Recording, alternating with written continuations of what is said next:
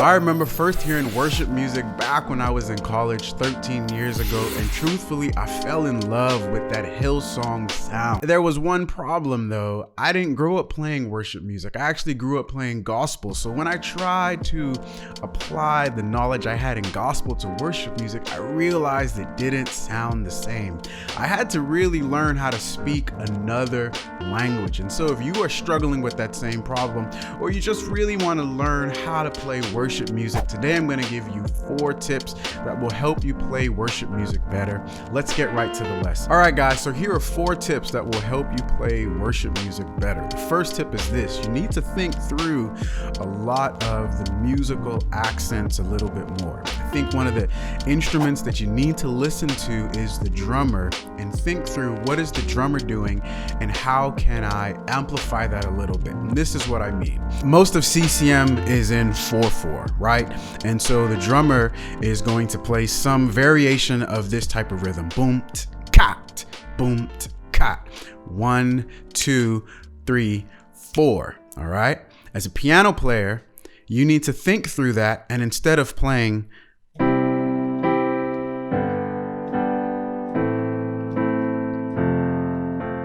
where there's no emphasis on any of the accents, you can accent some of those rhythms. So all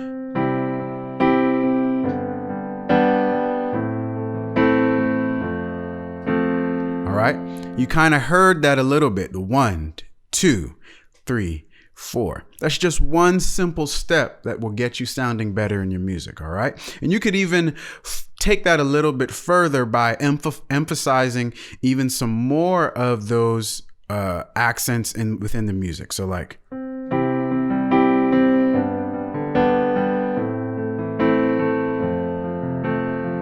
which is very different than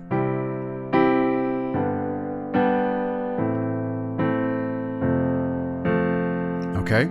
So first tip number 1 is think through some of the accents, and the instrument to listen to is the drummer, and try to mimic what he's doing rhythmically on the piano. Remember, this is actually a percussive instrument. All right.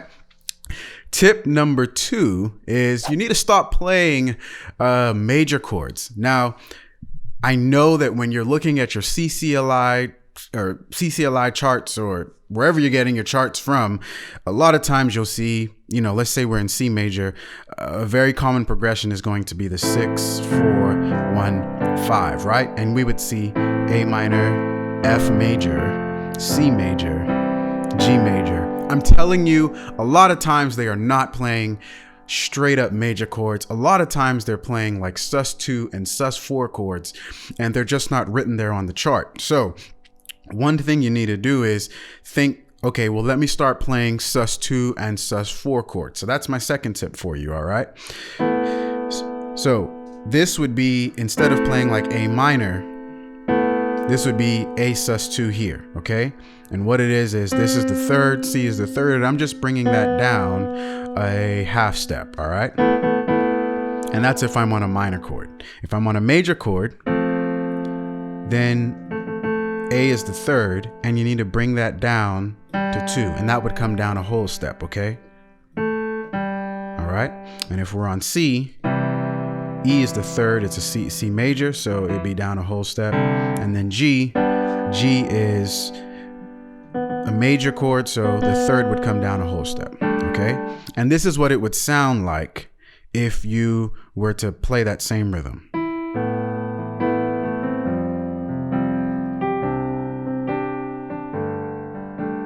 All right. That just begins to give it a little bit more. I like to think of it as musical space, because a lot of times they aren't playing major chords, and it almost doesn't even sound like minor chords if you're listening very carefully. Okay.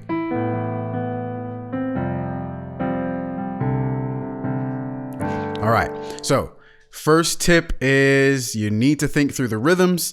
The second tip is you need to avoid playing major chords when you can, and think more about playing sus2 and even sus4 chords, okay? So that's a sus2, a sus2, that's a sus4, and really what I'm thinking is this is the 5, and I'm just coming down a whole step, and that makes it sus2. If I were on C major, this would be C sus2, and I would look at my 5 and I'd come down a whole step from that. And so that gives me my C sus4, all right? So sus2, sus4, all right? So that's your second tip. The third tip is this. Sometimes think about only changing your left hand rather than the notes in your right and your left. So this is what I mean. For example, on a progression like A minor, F, C, and G, instead of playing all of those chords like that, what I may do is I may play a C sus2 in my right, and I may just change the left hand notes. All right, so here we have it like this.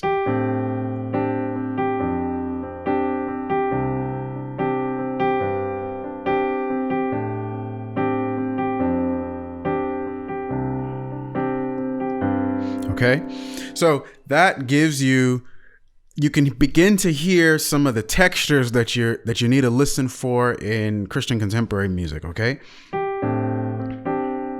All right, so that's my third tip.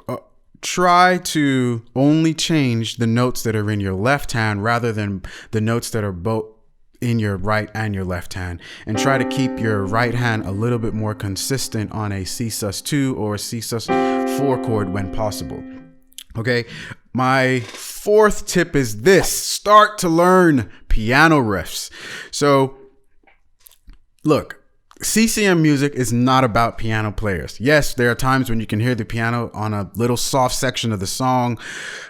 A lot of times, or maybe like somebody figured out, hey, let's put a little riff here in a fast song. But a lot of times it's about the guitar players. And most of the time you're hearing like a lot of riffs that they're doing when they're playing. And we need to emulate that as piano players. So a riff is a musical idea that is not necessarily the melody. For example, I'm going to take C, B, and G, and I'm going to make a riff out of that, right? And so now we're going to just change the notes in my left hand, and this is what we get.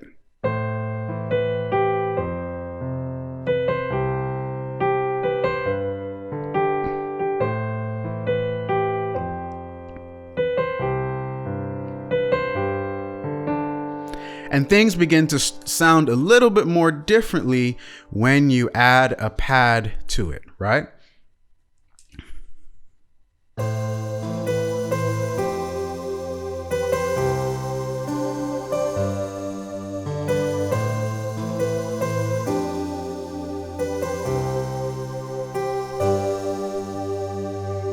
Okay, so you are beginning to hear some of the textures and in the voicings that you find in Christian contemporary music. So each genre has musical elements to it that are more unique to that genre than others. And I would say sus2 and sus4 voicings are a very common thing.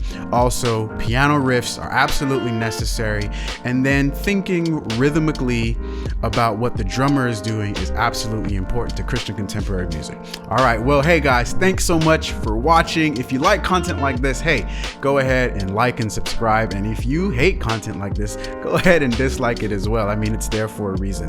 Well, until next time, keep watching, keep learning, and we'll keep growing together. I'll see you in the next video.